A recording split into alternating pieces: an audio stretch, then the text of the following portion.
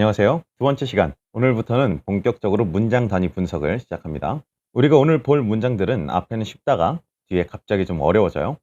오늘 먼저 볼 문장들을 어떤 태도로 읽을 것인지 간단하게만 제시를 하도록 할게요. 일단 쉬운 문장들은 첫 번째, 뒤에 무슨 내용이 나올 것인가. 다음 문장에 대한 예측의 중요성. 이거에 대해서는 첫 수업에서도 충분히 강조를 했었죠. 머릿속에 정보 저장 공간을 열어주는 겁니다. 미리 무슨 내용이 나올지 알고 가는 것과 그런가 보다의 차이는 엄청나다는 것 강조를 계속했었죠. 두 번째, 내용의 넘버링 하는 걸 연습해 보려고 해요. 넘버링은 숫자를 달겠다는 거죠. 흔히 몇 번 해봤을 것 같은데, 뭐 예를 들어서 동물원에는 사자, 호랑이, 코끼리가 있다라는 독서 지문 이런 거에 대한 첫 번째 문장이 있다고 해봅시다. 그럼 이제 만약 이게 어려운 지문이라면 우리는 자동적으로 이런 식으로 1번, 2번, 3번을 달아주게 된단 말이죠. 그러면 이제 무슨 생각을 할 수 있죠? 아, 첫 번째로는 사자에 대한 걸 다루고 그 다음에는 호랑이에 대한 걸 다루고 그 다음 문단에서 코끼리에 대한 걸 다루겠구나라는 예측이 편하게 되죠. 근데 물론 이렇게 쉬운 내용에서는 굳이 표시를 하는 게 어쩌면 시간 낭비일 수도 있고 집중력을 흐트러 놓는 그런 요소가 될 수가 있어요. 하지만 문장이 어렵다면 분명히 필요할 때가 있기 때문에 연습을 해보려고 합니다. 그래서 어려운 문장, 쉬운 문장 둘 다 해보려고 해요. 자, 세 번째, 네모는 네모다, 뭐 A는 B다 이렇게 얘기를 한 적도 있는데 최대한 문장을 명사 위주로 간단화하자라고 얘기를 했었죠. 우리가 첫 수업 때 어려운 문장 읽으면서 처음에 딱 읽고 튕겼을 때 다시 읽어야 할 때 어떤 식으로 읽어야 두 번째 읽을 때는 이해를 할 수 있는가에 대해서 얘기를 했었잖아요. 그렇죠? 그래서 다시 읽기에 대한 태도, 주요 명사만을 뽑아서 수식어를 빼고 최고로 단순한 문장을 완성시키자 이런 취지였죠. 이거는 이제 뒤에 어려운 문장들로 연습을 해보겠습니다. 네 번째는 반전의 생각이라고 제가 적었는데 별거 아니고 사실을 많은 사람들이 이미 하고 있을 거니까 부담 없이 따라오면 될 것 같아요. 자, 이 리스트 절대 외우는 거 아닙니다. 전 그런 거 안 좋아합니다. 그냥 문장 하나를 읽었을 때 내가 지금 무슨 생각을 해야 할까? 이게 자연스럽게 유도가 되는 것, 이게 목표니까. 자, 그럼 첫 문장으로 바로 들어가 보겠습니다. 앞에 세 문장 정도는 상당히 쉬운 편이어서 빠르게 넘어갈게요. 자, 처음부터 같이 읽어보죠. 동물은 다양한 방식으로 중요한 장소의 위치를 기억하고 이를 활용하여 자신의 은신처까지의 길을 찾아올 수 있다.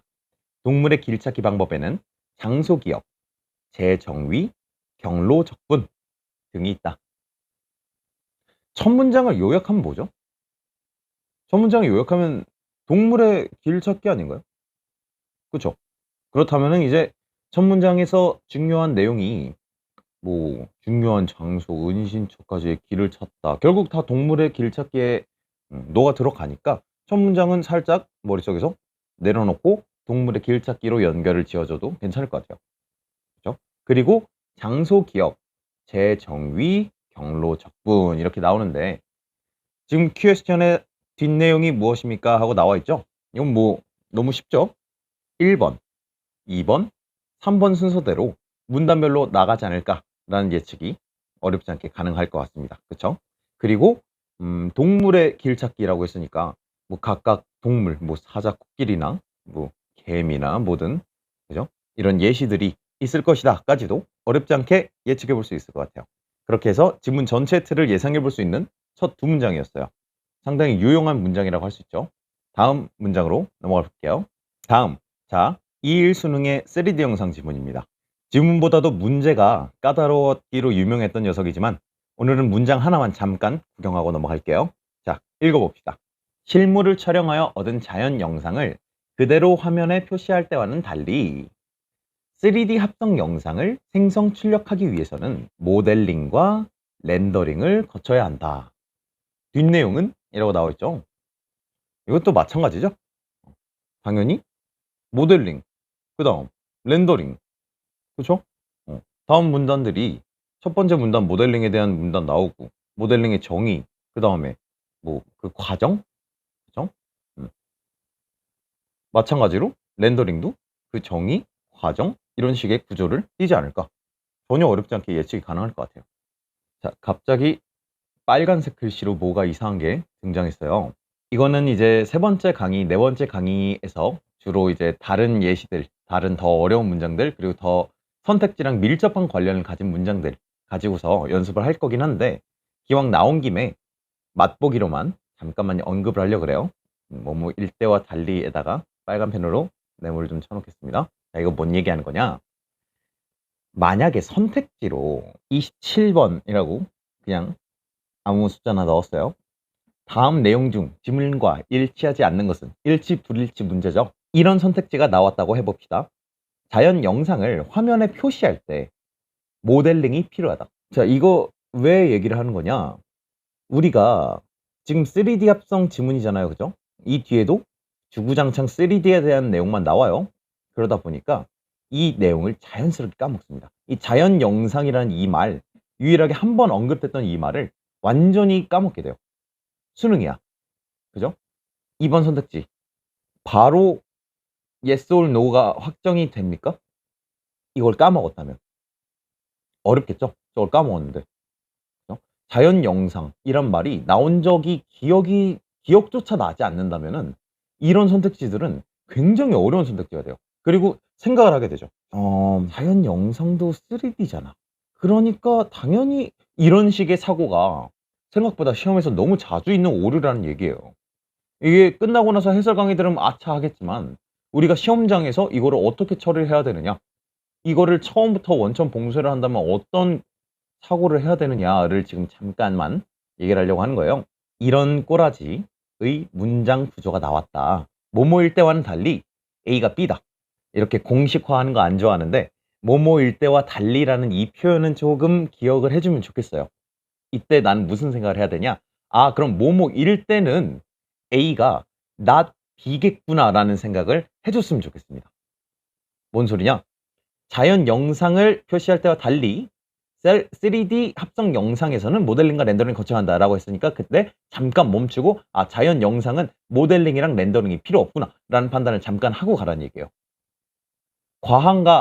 과하다라는 생각을 할 것 같아요. 어떻게 보면 조금 너무 문장 하나에 집착하는 느낌이 들 수도 있어요. 그래서 이거를 지금 만약에 수험생들이 지금 이걸 듣고 있는 학생들이 만약에 한 4등급이다 5등급이다 한다면 일단 지금 이거는 나중으로 보류를 해도 괜찮습니다. 하지만 한 3등급 정도 됐다, 난 욕심이 난다라면 분명 이거 선택지로 나와요. 이런 내용들이 선택지로 장난을 치면서 나오는데 이걸 못 찾아. 나왔던 것 자체를 까먹어 버리면은 지문에서 어디 나온지 어떻게 찾습니까? 그렇죠? 그래서 가장 바람직한 거는 뭐뭐일 때와 달리 A는 B다 라고 했을 때 오답 선지 낼 때 이런 식으로 낸다고요. 이거를 우리가 주관에 의한, 상상에 의한 이런 생각으로 답을 고르지 않기 위해서는 미리 대비를 해 놓을 필요가 있다는 얘기입니다. 실제로 기출에서 문제 나오는 그런 예시 문장들 들고 다음 수업이나 다다음 수업에서 여러 번 다시 강조를 할 내용이에요. 다음 문장으로 넘어가겠습니다. 자, 다음 문장. 이것도 마지막으로 굉장히 쉬운 문장인데, 자, 우리 몸은 단백질의 합성과 분해를 끊임없이 반복한다. 단백질의 합성은 어쩌고저쩌고다. 다음 내용은 당연히 분해는 하고 나와야겠죠, 그죠? 어렵지 않죠? 그냥 이 얘기하려고 한 겁니다. 이런 단순한 사고가 모여서 이 지문 뒤에 뭐가 나올 것이고 뭐가 나올 것이고 뭐가 나올 것이고 이런 큰 눈을 갖게 되는 거기 때문에 이게 아, 뭐야, 별거 아니네, 이거 중요한 거 아닌 것 같은데 라고 생각하면 안 됩니다. 이거 중요한 거예요. 알았죠? 다음 문장으로 넘어갈게요. 자, 이 첫 번째, 두 번째, 세 번째 문장들, 세 문장을 봤는데 이 문장들 너무 쉽죠? 그래서 사실은 여기에도 이제 1번, 2번 이렇게 막 표시하는 게 좀 습관이 된 친구들은 이렇게 표시를 좀 자주 하게 될 수 있어요. 근데 모든 지문에 1번, 2번, 3번, A, B, C 이런 식으로 표시하는 거는 가끔은 괜한 수고가 되거나 아까 말했듯이 집중력을 흐트러뜨릴 수가 있습니다. 그래서 너무 당연하게 머릿속에서 나눠지는 것 같다, 이렇다면 안 해도 되고요.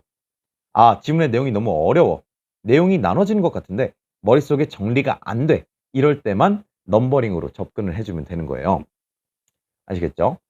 자, 일단 다음 문장으로 넘어가 볼게요. 이제 난이도가 좀 올라갈 거예요.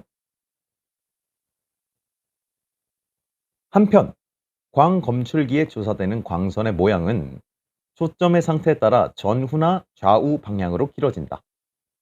CD 기록면과 포커싱 렌즈 간의 거리가 가까워져 광선의 초점이 맞지 않으면 조사된 모양이 전후 영역으로 길어지고 출력값도 상대적으로 커진다.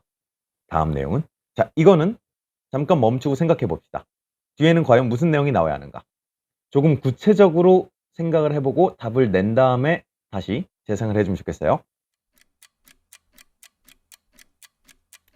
생각해보고 왔나요? 읽었을 때 답을 바로 생각했을 수도 있고 아마 두 번째 문장을 좀 여러 번 읽었을 수도 있을 것 같아요. 이 전후나 좌우 방향 이걸 읽자마자 둘이 나눠진 거라고 판단하는 거는 이 점을 미리 알고 있기 때문이 아닐까 그런 생각이 듭니다. 이거를 처음부터 나누긴 좀 어려워요. 약간 모든 방향이다라는 느낌으로 읽히기 때문에 처음 읽는다면 그래서 처음부터 이거를 원, 투 이런 개념으로 나누기는 굉장히 어려운 것 같고 이 다음 내용에서 전후 영역으로라고 하면서 얘를 따로 띄었잖아요. 그죠? 그때 우리는 이거를 역으로 거슬러 올라가야 되는 거예요. 거슬러 올라가서 전후가 1번이다 라고 표시해 주는 겁니다. 좌우는 2번이 되겠죠. 그죠? 다음 내용은 당연히 2번에 대한 내용, 좌우 방향으로 길어지고에 대한 내용이 나와야 되지 않을까라는 생각이 자연스럽죠. 그렇죠? 자, 그런데 이렇게 넘버링을 했다. 1번, 2번을 했다. 전후죠. 좌우고요. 자, 1번, 2번 좌우, 전후 이렇게 나눴다면 이 전후라는 용어가 나올 때마다 다시 1번, 1번, 1번 이렇게 해주세요. 알았죠? 이래야 우리가 이렇게 넘버링하는 의미가 있습니다. 넘버링을 했다는 건 어느 정도 어렵기 때문에 좀 분석적으로 접근한다. 이런 느낌이거든요. 그죠? 그렇기 때문에 이렇게 1번 했으면은 다른 문장이 있는 1번들도 다 같이 깨워서 가줘야 이 전후에 대한 내용이 한 덩어리처럼 저한테 들어와요. 알겠죠? 그리고 그 대상뿐 아니라 그 전후라는 그 대상의 특이한 속성, 중요해 보이는 속성 여기에도 밑줄 치고 1 이런 식으로 적어주면 좋습니다. 알았죠? 이렇게 1번, 2번 특히 뭐 생물 지문 같은 경우 막 1번, 2번, 3번, 4번이 나와. 반추위 지문 아나요? 그런 지문 같은 경우는 굉장히 내용이 많단 말이죠.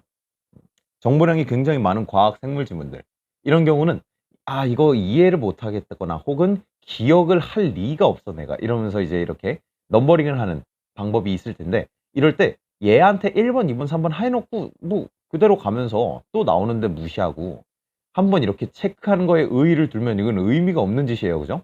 그러니까 나올 때마다 계속 얘는 이거고 2번 얘기하다 다시 또 1번 얘기하네 그 다음 문장은 3번 얘기하네 이런 식으로 연결해 줘야 된다는 거예요. 그리고 그 특이한 속성에 대해서도 밑줄을 쳐줘야 되고 자 그렇다면 이 전후의 특이한 속성이라고 할 만한 부분이 뭡니까? 히드 기록면과 포커싱 렌즈 간의 거리가 가까워져 초점이 맞지 않으면 전후 영역으로 자 뭐예요? 거리가 가까워져 이 부분이죠. 여기다가 1번 이렇게 적어줘야 된다는 거예요. 오케이 거리가 가까워졌기 때문에 전후 영역으로 기울어졌다는 이게 뭐야? 인과관계라는 거죠. 그렇죠?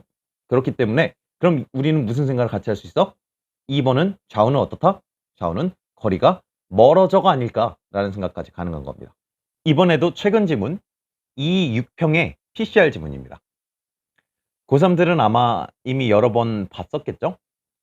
역시나 지문을 떠나서 이 문장 하나만 보고 생각을 조금만 해볼게요. 이게 사실 뜬금없는 발췌여서 무슨 소리야? 싶은 느낌이 들어도 정상입니다. 자, 읽어볼게요. 정통적인 PCR은 PCR의 최종 산물에 형광 물질을 결합시켜 발색을 통해 표적 DNA의 증폭 여부를 확인한다. 과학 지문만 보면 울렁거린다라고 하는 학생들이 많아요. 특히 문과 학생들 많이들 그렇겠죠. 이 문장에서도 그럴 수 있어요. 내용이 상당히 발췌가 좀 어이없게 중간에 뛰어온 거긴 한데 그걸 감안하더라도 내용이 상당히 많죠. 그쵸? 그리고 한 번 딱 읽었을 때 머릿속에 전혀 안 들어오고 튕겨. 이럴 때는 어떻게 한다? 최대한 간단한 명사들만 뽑아서 최대한 단순한 문장 구조를 만들어 준다는 거죠. 뭐는 뭐다. 이런 식의 꼴로 라고 얘기를 했었죠. 그죠? 자, 그럼 해봅시다. 잠깐 멈추고 해보세요. 이거를 간단한 꼴로 한다면 어떻게 될까? 자, 해봤나요? 주어, 뭐뭐는 엔 뭐가 들어가야 돼요? 당연히 전통적인 PCR은 이 들어가야겠죠? 전통적인 PCR은 뭐다? 표적 DNA의 중폭 여부를 확인한다. 이렇게 가야겠죠? 그쵸? 음. 그런데 이제 뭐 최종 산문에 형광 물질을 결합시킨다, 그다음에 발색을 시킨다 이런 표현들이 수식어로 들어간 거죠. 일단 지금 얘기하고 싶은 건 전통적인 PCR은 표적 DNA의 증폭 여부를 확인한다라는 내용이에요. 오케이. 만약 이 문장이 처음에 튕겼다면은 이렇게 하니까 조금은 낫다라는 생각이 들 거예요. 연습을 좀 해보세요. 모든 문장에 다 할 필요도 없고 그냥 어려운 문장 딱 만났을 때 형광펜을 딱 쳐놓고 나중에라도 이렇게 도전을 해보는 겁니다. 이게 몇십 문장만 해봐도 속도가 많이 빨라질 거예요. 영어 주어 동사 찾기. 처음에 어렵지만 요령 붙으면 빨라지잖아요. 전명구 찾고 대절 찾고 이런 거. 아니니? 영어도 열심히 합시다. 자, 하여튼 이 문장의 내용은 그렇다 치고 우리는 여기서 무슨 생각을 할 수 있을까? 자주 얘기하게 되겠지만 이 수능 비문학 독서에는 대놓고 대비 구도를 예측하게 도와주는 표지어들이 있어요. 대표적인 녀석이 바로 이 전통적인이란 말입니다. 또 뭐가 있을까요? 자, 간단하게 써봤습니다. 전통적, 일반적으로, 고대, 과거, 고전, 대부분, 대다수, 대개 이런 거. 영어 지문에서 어떻게 보면 더 많이 배우는데 뭐 이런 표현 있잖아요. 뭐 almost every people, 뭐 most people, many people 뭐 이런 말 나오면 보통 어때요? however나 but 하면서 꺾죠. 그쵸? 음. 이런 거나 마찬가지예요. 마찬가지예요. 자, 이거 외우는 거 아닙니다. 이거 외우는 거 아니에요. 외우는 건 아니고 이런 표현들이 나올 때 저는 역으로 한번 생각해 봐라라고 제시를 하는 겁니다. 전통적이면 뭐 현대적으로. 그쵸? 여기 이제 들어갈 말은 이제 일단은 현대가 거의 다 대표하는 말인데 현대적으로, 현대의, 뭐 또 고대도 뭐 현대 아니면 고대 같은 경우는 중세랑도 대비돼도 되죠. 근대 뭐 이런 거랑 대비돼도 되고요. 고대, 중세, 근대, 현대 이렇게 됩니다. 역사서는. 이 정도는 알고 있습시다. 자, 그다음에 고전주의 하면 이제 또 뭐 개혁이 된다든가 변혁이 된다든가 하는 경우들이 나올 수 있겠고 대개의 경우 이러면 이제 그러나 하면서 예외적인 내용들이 나올 수 있겠죠. 그죠? 그러면 이런 생각을 하는 게 왜 중요하냐? 지금 결국은 뭘 하라는 거예요? 이 부분, 이 부분 예측해 달라라고 얘기하는 거 아니에요. 그죠? 이거 왜 예측해야 되느냐? 이거를 딱 생각하는 순간 이렇게 VS 구도가 잡히면서 머릿속에 표가 만들어지는 거죠. 머릿속에 표가 이렇게 딱 분할이 돼서 고전, 뭐 전통, vs 현대 해서 그러면 이 A와 B라고 하면요. 그죠? A는 1번 성질이 있으면은 얘는 not 1이야. 얘는 2인데 이건 공통점이야. 이런 식으로 공통점과 차이점을 동시에 생각할 수 있는 이 머릿속에 정보 저장 공간이 딱 생겨버린다 이런 얘기를 하는 겁니다. 알았죠? 네, 굉장히 중요한 거예요. 많이들 근데 버릇처럼 하고 있었을 거예요. 그쵸? 자, 그래서 다시 질문으로 돌아가면 현대적인 PCR에 대한 준비를 하고 있어야 된다는 얘기를 하는 거예요. 지금. 그쵸? 전통적인 PCR은 했으니까 그럼 현대적인 PCR은 뭐가 다른데? 라는 생각을 하고 있어야 된다는 거죠. 그러면서 동시에 뭐를 대비해야 된다? 현대적인 PCR과 전통적인 PCR의 공통점과 차이점을 준비하고 있어야 되는 거죠. 나올 테니까. 자, 선생님 반드시 이런 대비 구도로만 씁니까? 절대 그렇진 않죠. 고대 얘기만 하다 끝날 수도 있어요. 과거 얘기만 하다가 일반론 얘기만 하다가 끝날 수도 있어요. 항상 말했지만 우리가 항상 말하겠지만 우리가 하는 건 예언이 아니고 예측입니다. 예측. 당연히 틀릴 수 있는 거예요. 틀려도 정보 공간을 확정했다는 것 자체, 머릿속에 이 정보를 받아들일 준비를 했다는 것 자체로 의미가 있는 거예요. 자, 그래서 다음 문장을 보면 이름은 현대적인은 아니지만 자, 이 실시간 PCR이라는 놈이 등장하는 걸 볼 수가 있죠. 자연스럽게 뭘 생각한다? 공통점과 차이점을 생각하게 되는 겁니다. 특히나 차이점이 중심으로 나오겠죠. 그렇죠? 고전에선 이랬는데 그러나 영어에선 however나 but 같은 거로 뒤집힐 때는 당연히 그러나 현대에서는 그렇지 않아 라든가 현대에서는 이런 식으로 달라졌어 라는 내용이 당연히 나올 테니까. 그렇죠? 그래서 뭐다? 이 실시간 PCR이 들어간 문장, 첫 번째 문장에서 우리는 뭘 뽑아야 되는 거예요? 시료의 표적 DNA 양도 알 수 있다 라는 이 부분을 뽑아야 되는 거죠.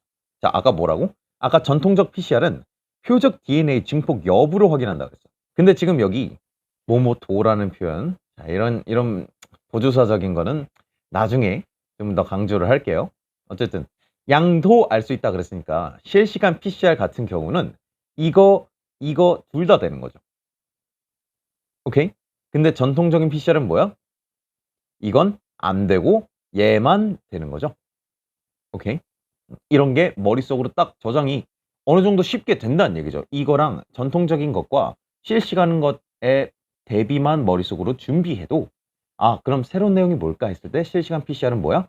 치료의 표적 DNA 양도 알 수 있는 새로운 거구나 라는 거를 머릿속에 쉽게 저장할 수 있다 라는 얘기입니다.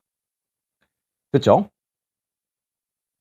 이런 거 하나하나가 다 선택지로 이어지고 그렇게 되는 겁니다. 자, 연습을 딱 하나만 더 해볼게요. 자, 이거는 3월 교육청 지문입니다. 19년도. 고려 초.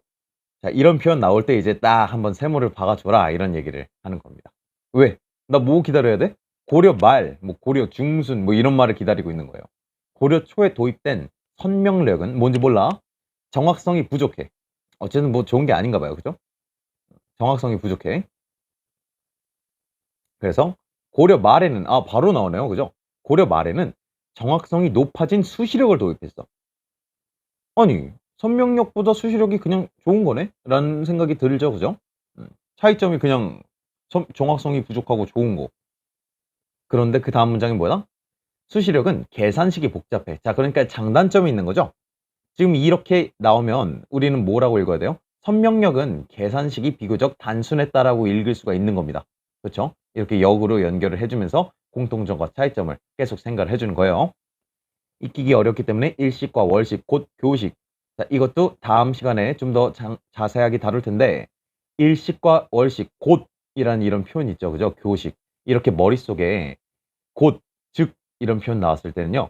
같은 말이구나 하고 한번 딱 인식을 해주고 가야 돼요. 안 그러면 일식, 월식, 교식이 다 따로 놉니다. 머릿속에. 상상만 해도 끔찍하지 않아요? 이거를 하나로 묶어야 되는 건데.